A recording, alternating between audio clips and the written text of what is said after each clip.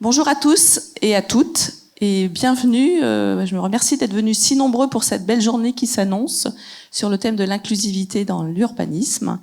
Donc une journée préparée depuis des mois par notamment Capucine et Zoé qui vont être à la manœuvre toute cette journée avec le soutien de toute l'équipe Ecopolis. Donc je suis Véronique Pape, la directrice d'Ecopolis. Je n'en dirai pas plus pour l'instant. Je vais juste laisser la parole à Cassiane Mariotti qui est notre vice-présidente et qui représente l'Ordre des architectes dans notre conseil d'administration.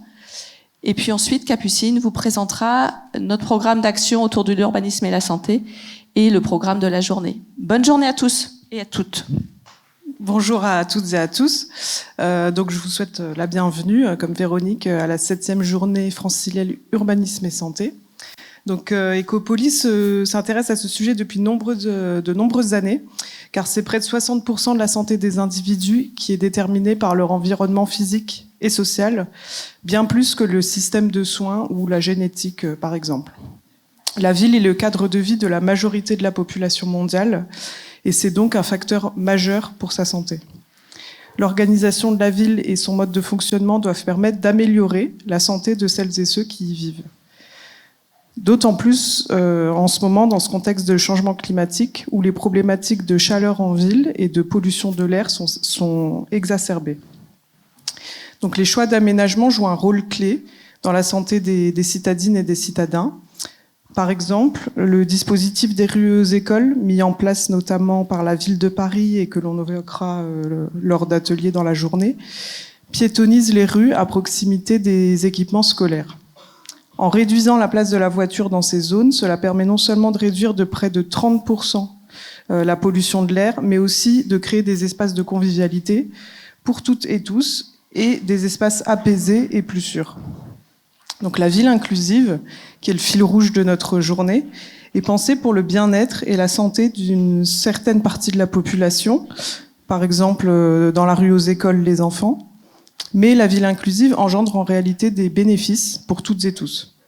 En agissant pour les plus vulnérables comme les personnes âgées, les enfants, les personnes en situation de handicap, les personnes précaires ou encore les femmes, on contribue à améliorer la santé de toute la population. C'est ce que nous allons nous attacher à étudier et à démontrer aujourd'hui, tout au long de la journée passée ensemble.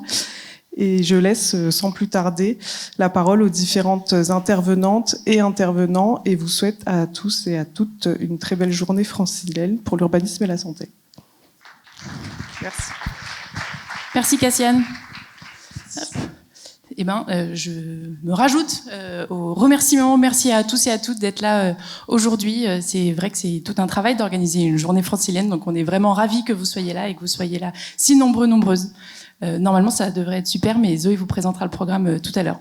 Donc, vous nous connaissez déjà tous et toutes puisque vous êtes là, mais je vous refais quand même le petit speech. On est Ecopolis. Notre mission, on est donc centre sur la ville et le bâtiment durable en Ile-de-France. Notre mission, c'est d'accélérer la mise en œuvre des pratiques durables chez les professionnels.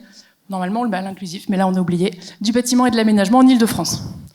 Pour ça, on est le maillon francilien d'un réseau qui est le réseau du bâtiment durable, qui est un réseau de centres de ressources qui est dans quasiment toutes les régions françaises. Toutes les régions françaises tout court et quasiment les Outre-mer. On en a aussi dans les Outre-mer maintenant. Voilà, le réseau qui est animé par l'ADEME et le plan du bâtiment durable. Ecopolis, donc on travaille sur la santé, c'est l'objet de la journée, mais on travaille aussi on a un programme d'action dédié sur l'économie circulaire, qui a aussi sa journée, et un autre sur la rénovation, mais on travaille sur plein d'autres centres, sur plein d'autres sujets, notamment l'eau, les biosourcés, géosourcés. Il y a une plaquette aussi, on a un travail particulièrement important sur ce sujet-là. Voilà, toutes les thématiques qui font la ville durable. Hop. Pour ça, on a 4 missions. Une mission d'animation, donc on anime un réseau dont vous faites partie, de professionnels autour d'événements comme celui d'aujourd'hui, de rencontres, de visites diverses et variées. On informe, c'est une part importante de notre mission. On a notre site internet ecopolis.fr sur lequel on met en ligne des ressources, soit qu'on produit nous-mêmes, soit qui sont produites par nos partenaires ou des ressources qu'on trouve et qui sont pertinentes et intéressantes. On fait de la formation, on est certifié Calliope sur les différentes thématiques de la ville durable, soit de façon large, soit sur des thématiques plus restreintes. Voilà. Et enfin, on accompagne. On a trois grandes formes d'accompagnement, 2 formes d'accompagnement généraliste, quartier du rap francilien et bâtiment du rap francilien, qui sont des démarches d'amélioration continue des projets avec les équipes, et une démarche spécifique qui est la démarche écrin, dont on vous redira un mot en début d'après-midi, et il y a aussi les flyers si vous voulez en savoir plus, et notre collègue Camille Ducoulon quelque part qui pourra vous en dire plus si vous voulez. Hop, voilà, le programme d'action urbanisme et santé. Ce programme d'action, il est soutenu par l'Adriat, l'ADEME Île-de-France, l'ARS Île-de-France et la métropole du Grand Paris. Et en fait, on est une sorte de mini-écopolis à l'échelle de la thématique. Donc on anime le réseau, on fait un peu de formation, on met les choses en ligne sur notre site internet et on accompagne à l'occasion. Je leur dirai un mot derrière. Le programme d'action, du coup, c'est la 7e journée francilienne, donc ça commence à faire un moment, mais ça fait, c'est que sa 5e année de mission en tant que telle. Voilà, le programme d'action, du coup, il a commencé en 2020 et il a été renouvelé en 2023. On travaille notamment sur le PRSE 4 et en 2025, cette année, les actions continuent. Il se passe toujours plein de trucs. C'est super, je vais vous en dire un peu plus. On a donc sur le site internet, on recense les événements du secteur divers et variés, à la fois ceux qu'on organise et ceux qui sont organisés par nos partenaires ou les événements qu'on juge intéressants. On met en ligne des ressources, c'est ce que j'évoquais tout à l'heure, divers et variés pareil. Et on a un groupe LinkedIn, vous voyez peut-être pas parce que c'est écrit petit, on a presque 1000 membres maintenant. C'est notre mission pour la fin de cette année d'arriver à 1000. Donc si vous n'êtes pas encore dessus, je vous invite à scanner le QR code et à vous inscrire dessus. Voilà, on serait ravis de vous accueillir. On est à 960, je crois, donc quasiment bon. Sur lequel, du coup, sur le groupe LinkedIn, on partage des actus divers et variés sur un ton un peu moins formel que ce qu'on fait sur le site internet.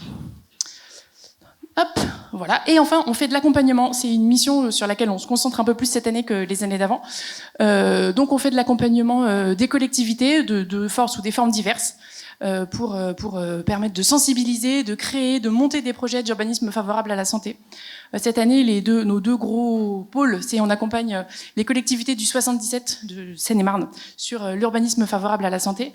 Donc on accompagne 5 collectivités. C'est ce dispositif il est financé et accompagné par la délégation départementale de l'ARS du 77, et on accompagne aussi dans des ateliers moins intense, cœur d'Essonne, agglomération, sur le même genre de sujet. Donc si c'est une thématique qui vous intéresse et vous savez pas où commencer, n'hésitez pas à revenir vers nous. Et maintenant, je vais laisser Zoé vous présenter le programme de cette super journée. Merci Capucine. Donc, bonjour à toutes et à tous. Je suis très contente d'être là aujourd'hui. Je vais juste vous présenter assez rapidement le programme parce qu'on n'a pas beaucoup de temps. Donc, comme ce matin, vous pouvez le voir, tout se passe ici. Vous allez être juste en mode conférence. Donc, on a une première table ronde pour lancer la journée et poser les termes, définir ce que c'est la ville inclusive pour tous et pour toutes. Donc, on a le plaisir d'accueillir Pierre Mouret de la DRIEAT, Luc Ginaud et Carole Poisson de l'ARS. Et ensuite, on a 2 tables rondes. Donc, la première, c'est Vivre son quartier, qui sera animée par Viviane André. Et après, une deuxième table ronde sur ce que ça veut dire se déplacer dans la ville, avec Brigitte Fernandez d'Ecopolis. Et donc on a un déjeuner qui démarrera à 12h30.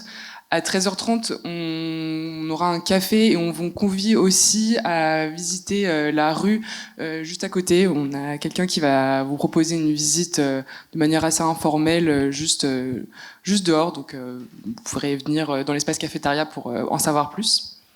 Et après, l'après-midi, on va être répartis en 6 ateliers. Mais avant ça, on aura une intervention avec notre grand témoin Ariel Amasbungi, qui va nous parler de la ville féministe et sur le thème Oser la ville féministe. Et on se répartira ensuite en 6 ateliers. Ce sera des ateliers assez participatifs en petit comité, donc une trentaine de personnes, sur des thèmes très variés, sur se ressourcer, bien vivre chez soi, rendre l'école aux enfants, se mouvoir selon ses moyens, redessiner la ville par les femmes, et aussi un atelier dans la peau qui se veut un atelier de construction selon le regard de personnes variées, dans des situations de handicap notamment. Et on aura un mot de clôture de Véronique Pape, notre directrice, à 17h30. Voilà, c'est donc la sauce à laquelle vous allez être mangés aujourd'hui. Je pense que ça va être super. Et donc, j'invite à monter sur scène pour l'introduction Luc Ginaud, Carole Poisson et Pierre Mouret. Bien, je crois que je dois commencer pour le traditionnel rôle du bureaucrate de service et qui doit présenter l'administration, dont je suis directeur de la santé publique à l'Agence régionale de santé.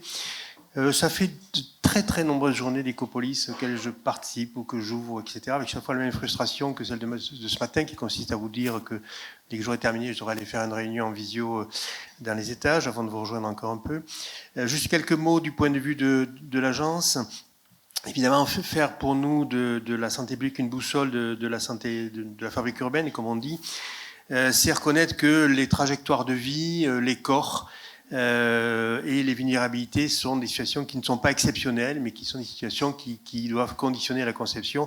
Et on me rappelle, dans ce qu'on a bien voulu me préparer, le fait que 4 Franciliens sur 10 vivent dans une situation de mobilité réduite, qu'elle soit temporaire ou qu'elle soit plus durable, si on s'en tient au chiffre des dernières enquêtes.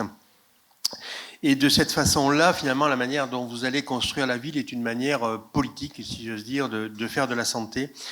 Et c'est pour nous important. C'est pas très récent, hein, quand on se rappelle bien. Haussmann, c'était déjà un peu ça, hein, c'est-à-dire se servir de la santé pour faire des grands boulevards qui en fait servaient à tout à fait autre chose qu'à faire de la santé.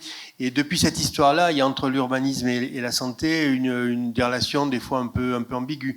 J'aime bien citer Foucault qui, parlant de la psychiatrie et de la santé mentale, parle et de la police, parle de porosité réticente. Je trouve que dans la santé, entre la santé et l'urbanisme, c'est un peu la même chose. C'est-à-dire qu'on se regarde, on sait qu'on fonctionne ensemble, mais enfin, en même temps, les urbanistes, ils disent quand même, les gens de la santé, ils viennent vouloir nous mettre des normes partout, et les gens de la santé, ils disent, ouais, enfin, les urbanistes, ils nous mettent du béton partout. Je trouve que le débat, il est finalement assez ancien, et puis il a eu évidemment un moment de gloire avec Henri Lefebvre et les questions du droit à la vie, de ce qui là aussi remonte pas à hier. Et la grande genèse de cette assistance fait que je peux dire ça avec une forme d'assurance. Et tout ça nous amène finalement aujourd'hui à une situation dans laquelle on doit passer d'une pensée très tournée sur des normes et sur des normes qui sont là d'une certaine façon pour contraindre autour de quelque chose qui est pensé comme une marge à quelque chose dans lequel la marge devient le centre et la marge devient la capacité qu'on a, ou ce qui n'est d'ailleurs pas la marge, devient la capacité qu'on a à inventer autre chose. Donc dans ce cadre-là, sur lequel vous avez discuté de manière beaucoup plus savante que moi, quelques mots juste sur l'Agence régionale de santé, notre posture par rapport à ça. D'abord, c'est pour nous une vieille histoire, hein, l'histoire d'urbanisme et de santé. À la RS Île-de-France, on est probablement un tout petit peu, je le dis avec un soupçon d'arrogance. On est probablement un tout petit peu en avance sur nos collègues d'autres régions, puisqu'il y a 10 ans, on avait, ou même plus de 10 ans, je venais d'arriver à l'agence à ce moment-là, on avait lancé un grand forum qui se tenait à la mutualité, à la salle de la mutualité. Vous voyez que c'était quand même assez classe, sur aménagement, urbanisme et santé. La salle n'est pas tout à fait pleine, hein. Mais enfin bon, ça avait quand même été un élément important. Et puis ensuite, on s'est engagé très rapidement dans les enjeux du Grand Paris, autour de cette idée que le Grand Paris pouvait être à la fois une opportunité, mais en même temps un vrai risque en termes de santé, un vrai risque de ségrégation, d'inégalité, de segmentation, et que pour essayer de modestement contribuer à ce que cette affaire-là bascule du bon côté de la pièce, on avait décidé d'être très présent là-dessus. Aujourd'hui, donc, c'est les questions d'urbanisme favorable à la santé, les questions de santé urbaine, plus exactement, plus largement, sont des questions qui sont évidemment dans notre projet régional de santé, dans notre PRSE 4 dont on a parlé à l'instant, mais c'est pas uniquement de la programmation, c'est pour nous des choses tout à fait concrètes, et vous allez en voir, je crois, plusieurs exemples dans la journée. C'est l'exemple des quartiers inclusifs dans Seine-Saint-Denis, c'est l'exemple de l'étude dans le 94 sur les personnes âgées dans les quartiers politiques de la ville menée par le CRPV, c'est ce qui se mène aujourd'hui, me dit-on, à Grigny. Et c'est le fait que de plus en plus d'élus viennent nous voir. Les élus viennent nous voir, bien entendu, pour nous dire il nous faut des docteurs, il nous faut des infirmiers, il nous faut des hôpitaux, il nous faut des maternités. Ça, c'est pas très récent. Par contre, ce qui est récent, c'est qu'aujourd'hui, les élus viennent nous voir en disant dites, j'ai un projet d'aménagement, j'aimerais bien que ce soit. Est-ce que vous pouvez nous aider à ce que ce soit un peu favorable à la santé, comme on dit. Donc, je pense que cette espèce de culture qui quand même, il y a 10 ans, était un tout petit peu militante, hein, on va se dire les choses comme elles sont, des deux côtés de la barrière. Cette culture est aujourd'hui très largement acquise, et ce qui, vous savez qu'on est à quelques mois des élections municipales, et ce qui me frappe, c'est que dans la préfiguration de ce qu'on voit des débats sur les programmes municipaux, la question de la santé est majeure dans les premières plateformes qu'on voit émerger, mais la question de la santé ne se limite pas à la question de l'accès aux soins, telle qu'elle est portée par les élus. Aujourd'hui, elle intègre toutes les questions des formes urbaines. Donc je ne serai pas beaucoup plus long pour ne pas faire prendre beaucoup de retard, si ce n'est de dire que dans cette affaire-là, aujourd'hui, vous allez parler... Alors d'abord, je suis très sensible au fait que vous abordiez les questions d'un urbanisme féministe, parce que pour l'agence, les questions de santé des femmes font partie des questions sur lesquelles on sait qu'il faut inventer les choses, on sait qu'il faut travailler les choses, on sait que la question des femmes, ça n'est pas que la question de la santé reproductive et du cancer du sein, c'est une question beaucoup plus structurelle que celle-ci.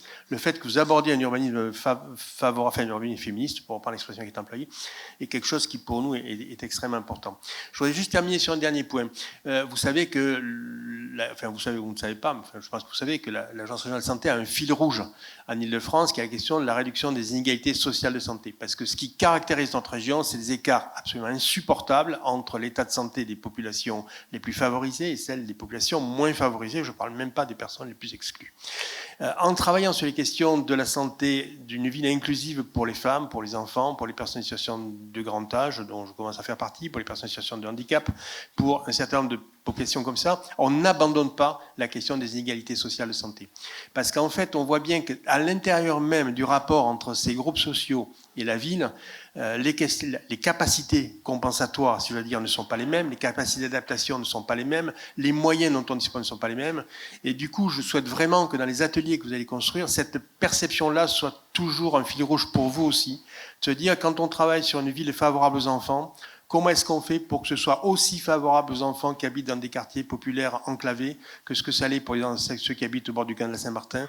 Quand on travaille pour la question des personnes handicapées, comment est-ce qu'on fait pour que ce soit aussi inclusif pour des personnes qui sont en situation sociale plus complexe encore que d'autres, que ce que ça l'est pour des personnes éventuellement plus aisées.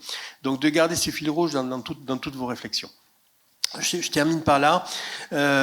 Évidemment, je voudrais aussi terminer quand même en remerciant très fortement les équipes d'Ecopolis qui, depuis toutes ces années, portent ces sujets-là, portent ces questions. Je leur dis, elles sont portées aujourd'hui dans beaucoup de régions, mais avec parfois moins d'acuité, moins d'opérationnalité que ce qu'elles sont par tout l'écosystème qui travaille autour d'Ecopolis, de l'agence, de la DRIUAT, de l'ensemble de nos partenaires. Et puis là, vous allez avoir, je crois, une première présentation qui va être celle que vous attendez. Vous attendez que je me taise, je me tais. Et je vous remercie encore. Je vais descendre la tribune pour commencer à écouter le début de l'intervention et ensuite quitter discrètement pour une réunion beaucoup plus emmerdante que ce que vous allez assister aujourd'hui. Voilà. Merci beaucoup.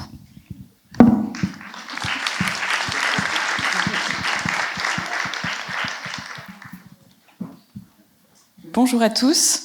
On a la lourde tâche avec Pierre aujourd'hui de poser les grands concepts et de faire une introduction à cette journée avec un projet qu'on a coporté du coup qu'on est encore en train de coporter entre l'ARS et la DRIUAT. Je vais commencer par reprendre un certain nombre de définitions qui vont nous accompagner tout au long de la journée. D'abord la définition de ce qu'on appelle les vulnérabilités en venant du monde de la santé publique. Donc c'est l'ensemble des facteurs ou des conditions qui vont exposer certains groupes je regardais en même temps, à un risque accru de problèmes de santé et qui vont limiter leur capacité à faire face.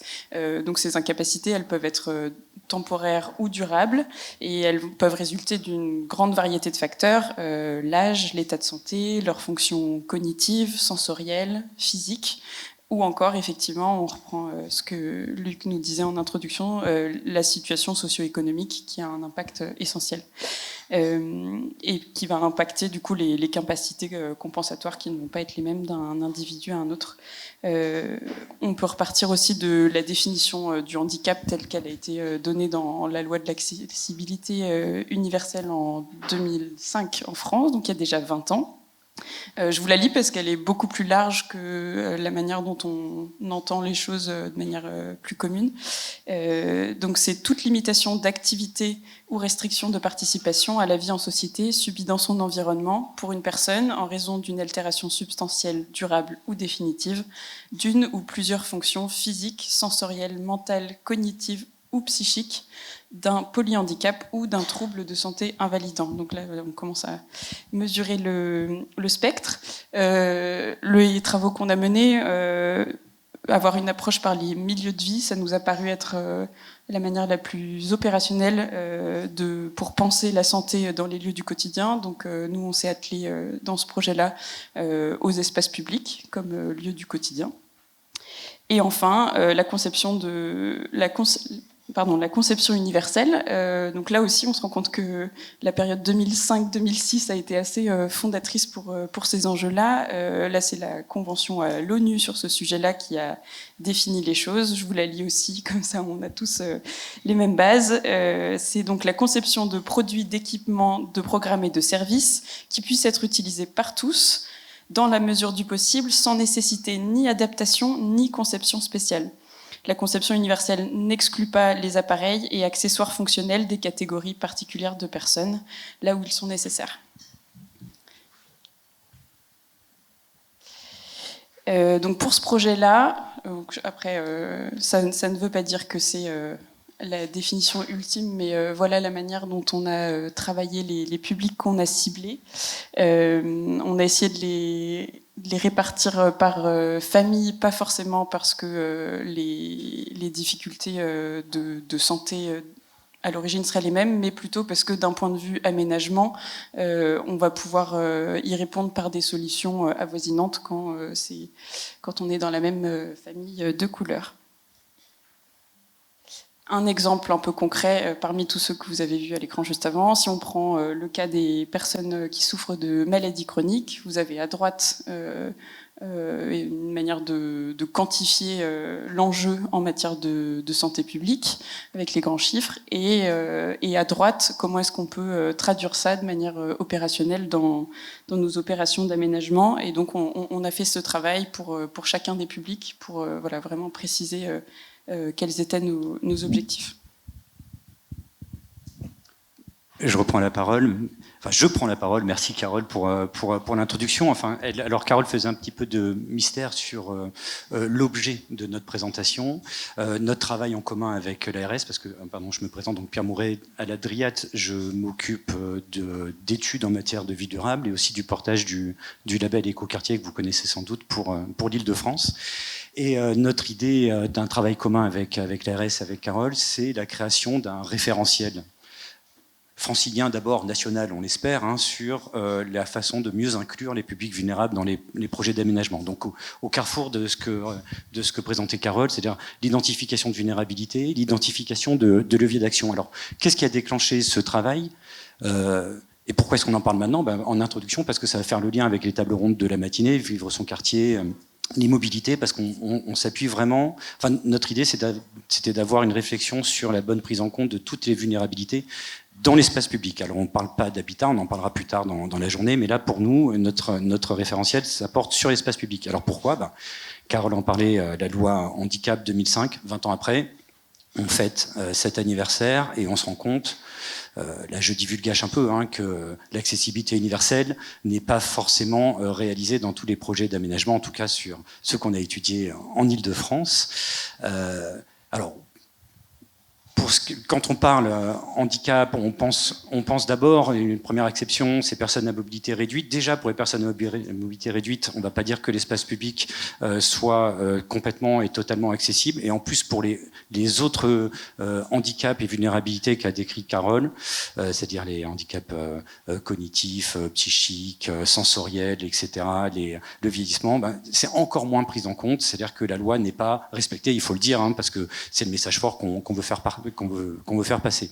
Et puis il y a eu l'organisation en 2024 des Jeux Olympiques et Paralympiques et la création du village des athlètes en Île-de-France, censé représenter l'état de l'art en matière de prise en compte des vulnérabilités et des handicaps dans un projet d'aménagement. C'est ce qui nous a poussé à avoir une réflexion autour de la démarche écoquartier qu'on porte au niveau régional à la Dryade, qui met l'accent sur l'inclusivité, mais qui n'était pas jusque-là forcément doté des bons moyens, des bons outils techniques, méthodologiques pour encourager les porteurs de projets à véritablement réaliser des quartiers inclusifs et prenant en compte toutes les vulnérabilités.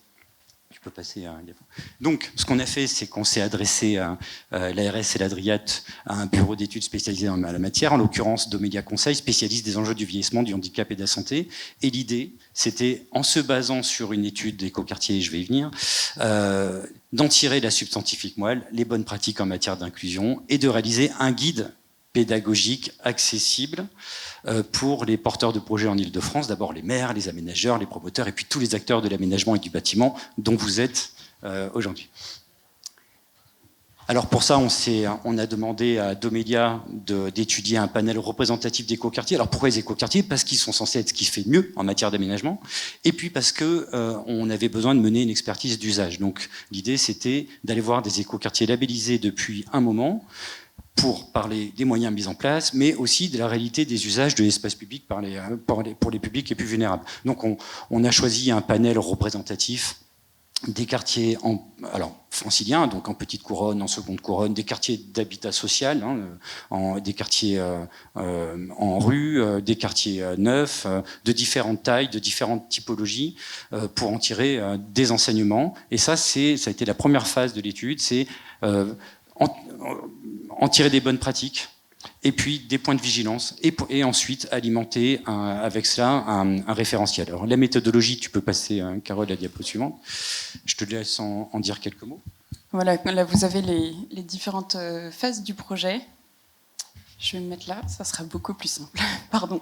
Donc on a commencé par analyser du coup les différentes fragilités sur lesquelles il nous paraissait pertinent de travailler, de voir comment est-ce qu'elles peuvent être prises en compte dans une opération d'aménagement, avec parfois des conflits d'usage. Quand je vous ai parlé des définitions, avec cette conception de la conception universelle. C'est un principe qui n'est pas si simple que ça à mettre en place. Si on prend l'exemple des assises dans l'espace public, pour répondre aux enjeux de vieillissement, de cohésion sociale, d'intergénérationnel, on va chercher à les mettre de manière groupée pour faciliter le lien. Si par contre on veut s'adresser aux personnes qui souffrent d'un trouble du spectre autistique. Là, c'est l'inverse qui va être recommandé. On va considérer qu'il faut que les assises soient installées afin d'éviter le contact visuel entre les personnes et que ça permette de les apaiser. Voilà, donc là, on arrive dans des choses un peu plus concrètes et complexes qu'on a essayé de transformer en indicateurs. Si je reste sur l'exemple d'une personne qui aurait des troubles neurodégénératifs, le nombre d'informations visuelles dans l'espace public va être quelque chose de très fatigant, qu'on va pouvoir quantifier assez simplement en se promenant dans les espaces publics, avec par exemple quantifier le nombre de panneaux publicitaires ou lumineux, ou encore mesurer si pendant l'opération d'aménagement on a réussi à réduire le pourcentage ou le nombre d'informations visuelles par rapport à la période antérieure. Ensuite, donc on a traduit ça. Voilà, donc c'est les éléments hypothèses qu'on a confrontés à la base de données écoquartier. Je laisse la parole à Pierre. Voilà, et puis il y a eu la réalisation d'entretiens, d'immersions avec des personnes en situation de handicap, aux côtés des élus et des chefs de projet dans les opérations qu'on a citées, une analyse du matériau récolté et la formalisation, c'est ce qui nous intéressait le plus, de préconisations. Et ces préconisations, elles prennent la forme d'un guide, et ce guide a été validé, présenté par l'ARS. Je te laisse venir, Carole. Dans les enjeux qui nous paraissaient centraux, il y avait évidemment le fait de faire ça de manière à minima concertée, même si possible co-construite avec les personnes qui sont directement concernées. Donc on l'a fait au moment des visites de terrain le plus possible, de manière inégale, mais avec des habitants et ou des personnes en situation de vulnérabilité en fonction de ce qu'on a pu faire. Et puis pendant la phase de rédaction du guide, on s'est appuyé sur le comité des personnes directement concernées qui existe et qui émane de l'ARS depuis maintenant un peu plus d'un an, qui regroupe des personnes dans une variété assez importante de situations qui ne se définissent pas par leur handicap ou leur situation de vulnérabilité, mais qui souhaitent porter leur parole en direct auprès des institutions. Et donc on a confronté une version intermédiaire qui a fait l'objet d'échanges en atelier, qui a été vraiment très riche, qui a très largement complété les travaux qui avaient pu être faits, parce qu'en tant que professionnel, par définition, on n'a pas l'expertise d'usage qu'ils peuvent avoir dans ces situations-là. Donc, qu'est-ce que ça donne concrètement? Ce petit guide, alors qui est encore, je le dis maintenant, hein, qui est en cours de finalisation et qui sera disponible sur les sites de l'ARS Île-de-France, de l'Adriat et d'Ecopolis d'ici la fin de l'année. Donc, ce guide, il est articulé selon le sommaire suivant. Il y a 2 grands thèmes, hein, les mobilités et l'accessibilité, et les conforts d'usage et de qualité de vie. Et à chaque fois, des items qui sont traités comme les cheminements piétons, les passages piétons, les barrières et rampes d'accès, les voies cyclables, le stationnement et la circulation automobile, l'accessibilité au transport en commun, la signalétique. Là, on vous a mis un petit exemple de signalétique en place pendant les Jeux Olympiques. Et puis, le confort d'usage, hein, c'est les espaces verts, les lieux de sociabilité. Un petit exemple, une photo de jardin partagé avec des bacs accessibles pour les PMR. Les assises, Carole en a dit un mot, on va vous présenter la petite fiche sur les assises parce qu'elle est finalisée. Les toilettes publiques, ça c'est un peu notre dada. C'était une grande révélation pendant nos travaux, c'est-à-dire qu'il y a un manque quasi total de toilettes publiques, y compris dans les écoquartiers labellisés par l'État. Et c'est une catastrophe sanitaire, il faut le dire. Et donc, on encourage les porteurs de projets à, dès le démarrage de la conception de l'opération, mettre en place les réseaux d'eau et d'assainissement pour installer des toilettes publiques dans l'espace public, ou à défaut de mettre en place, qu'on a vu, des solutions alternatives. Il y a une opération que je ne veux pas citer parce qu'on est en période de réserve électorale, mais qui indiquait par une signalétique dans l'espace public les équipements publics, gymnases, médiathèques, etc., où les usagers pouvaient trouver des toilettes. Et ça, c'est une solution toute bête, hein, à laquelle on ne pense pas forcément et qui mérite d'être vraiment valorisée en tant que bonne pratique. Tu peux passer... Carole, du coup, les poubelles, l'éclairage, voilà. Donc ça ressemble à ça, hein. Le guide, ce sont des fiches de 2 pages à chaque fois, sur chacun des thèmes qu'on vient de citer. Très pédago, clair, accessible pour tous les publics, y compris alors les maires, les techniciens, etc., et de façon à ce que ça soit visuel et compréhensible par tout le monde. Alors là, c'est celle sur les pistes cyclables, hein, donc avec des préconisations. La séparation, évidemment, des pistes cyclables, les intersections, la continuité, la largeur des pistes cyclables, la couleur des pistes cyclables au sol, enfin, de façon à ce qu'on puisse se repérer dans l'espace. Ça, c'est sur la première page. La deuxième, pourquoi? Alors, avec des contre-exemples et des exemples à valoriser. Pour une meilleure inclusion, hein, l'élargissement des pistes, ça réduit l'accidentologie, et ça permet la clarté de la signalétique, ça garantit une meilleure lisibilité des trajets, ça réduit le stress, etc. Et puis, des éléments techniques, et ça c'est intéressant, sur lesquels peuvent s'appuyer les porteurs de projets et les aménageurs, avec vous voyez, des éléments sur la largeur des pistes cyclables, sur la séparation avec des nœuds, etc., et des acteurs mobilisés. Avec Carole, je pense qu'on est d'accord, ces travaux, ça nous a surtout permis de comprendre, renforcer l'idée qu'on avait déjà, hein, que faire une ville accessible, des espaces publics ouvert à tous les types de vulnérabilité, c'est travailler pour tout le monde et pas seulement pour les personnes qui sont en situation de handicap, parce que c'est la garantie d'avoir des espaces publics sûrs, agréables à parcourir, qui sont aussi des lieux d'échange et de rencontres, et que ça bénéficie à tout le monde. C'est-à-dire que l'urbanisme, depuis un certain temps, c'est une ville, enfin on s'en rend compte, hein, c'est une ville qui a été conçue pour les jeunes actifs valides. En inversant le point de vue et en partant des vulnérabilités, on se rend compte qu'on améliore la ville, mais alors pour absolument tout le monde, toutes les générations évidemment, les enfants, les personnes âgées, tous ceux qui seront un jour ou l'autre en situation de vulnérabilité, on le sera tous de toute façon. Ça permet de retarder aussi certaines échéances qui sont très désagréables. Le fait de mettre des bancs tous les 100 mètres au moins et des toilettes publiques, ça veut dire qu'on peut rester autonome beaucoup plus longtemps, au lieu de se retrouver en maison de retraite ou en résidence senior. On peut sortir, faire des pauses, aller profiter de la vie commerçante, profiter des échanges aussi sociaux dans l'espace public, et ça nous semble être vraiment extrêmement important. On se disait là, en vous écoutant, que la question des toilettes publiques, des assises dans l'espace public, s'il y en a de moins en moins, c'est lié à une politique anti-SDF notamment. Et donc à quel point vous voyez la bascule des politiques publiques pour justement privilégier l'accessibilité, etc., face à d'autres enjeux des politiques Est-ce que vous voyez que ça évolue ou enfin voilà, c'est un peu ma question. Alors, c'est aussi pour ça qu'on fait ce guide. C'est pour être pédagogique vis-à-vis des maires. Alors vous avez complètement raison, hein, les assises, on n'en fait pas, ou on en enlève suite à de la concertation. D'ailleurs, il faudra dire un petit mot sur la concertation, mais ça, je laisserai Carole en parler après. Parce qu'il faut savoir convaincre. Hein. Idem pour les toilettes publiques, vous avez tout à fait raison. Il y a beaucoup de maires qui nous ont dit on met pas de toilettes publiques parce qu'elles vont être dégradées, parce que ça va demander des frais d'entretien pas possibles, etc. Alors à ça, moi j'ai envie de répondre que on met, enfin, je veux dire, si on s'appuyait uniquement sur le fait que les mœurs n'évoluent pas pour dire qu'il n'y a pas d'innovation sociale, ben, de toute façon, c'est un discours contradictoire parce que les mœurs évoluent, donc ça veut dire que l'innovation sociale est possible. C'est-à-dire que, alors c'est un gros mot, hein, mais le contrôle social, le fait de mettre des bancs et des toilettes publiques dans des espaces qui sont co-gérés, qui sont parcourus par tout le monde, ça permet aussi d'entretenir la propreté des lieux et de faire œuvre de pédagogie. Enfin, il y a des gestes qui étaient possibles il y a quelques années qui ne sont plus, jeter des déchets dans les noues, jeter des mégots de cigarettes par la fenêtre de sa voiture. Bon, à un moment donné, on détériorera plus les toilettes publiques, on fera en sorte que les bancs restent propres, et ça dépend de nous tous. Et je pense que les maires, petit à petit, sont de plus en plus convaincus que c'est possible, mais il faut leur donner des discours, et pour ça, il faut passer par la concertation et l'appropriation citoyenne. Ouais, je souscris tout à fait. Puis il y a une question, je pense, de rendre visibles les enjeux que ça représente en matière de santé publique. Si on reprend l'exemple des toilettes, si on parle d'urbanisme féministe, il y a un vrai sujet d'inégalité sur le sujet entre les hommes et les femmes.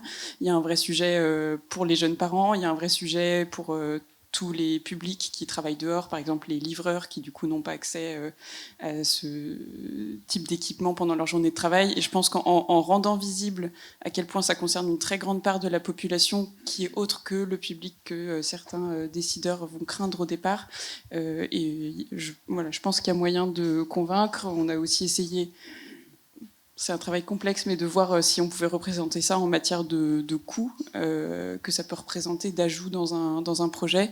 Et si on prend l'exemple des toilettes publiques, les chiffres sur lesquels on est tombé nous ont paru honnêtement beaucoup plus raisonnables que ce qu'on avait pu imaginer. Et je pense qu'en mettant à plat les conditions du débat, et voilà. Et sur la question des dégradations, je pense que le fait d'en faire des lieux centraux où il y a plus de passages est aussi une bonne solution. Un petit mot sur comment faire aussi pour convaincre alors les élus, les techniciens, les habitants, les futurs usagers. Ben c'est la concertation préalable. Ça, c'est vraiment quelque chose de très important. Les maires ont des outils, ce sont les commissions communales d'accessibilité. L'idée, c'est de réussir à les mobiliser et qu'il y ait tous les types de vulnérabilité, d'handicap représentés au sein de ces commissions. Parce que effectivement, il peut y avoir, Carole le disait tout à l'heure, des conflits d'usage et des conflits d'appropriation d'espace public avec les différents types de handicap.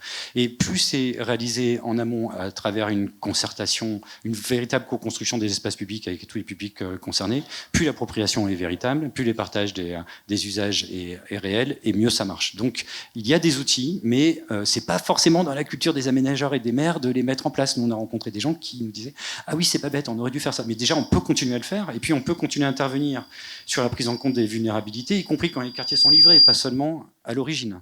C'est très facile de mettre en place des bancs, enfin du mobilier urbain, y compris dans des quartiers existants depuis un moment.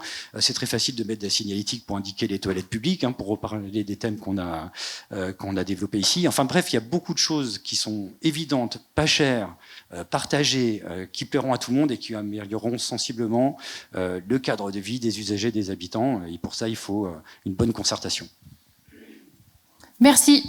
On peut les applaudir.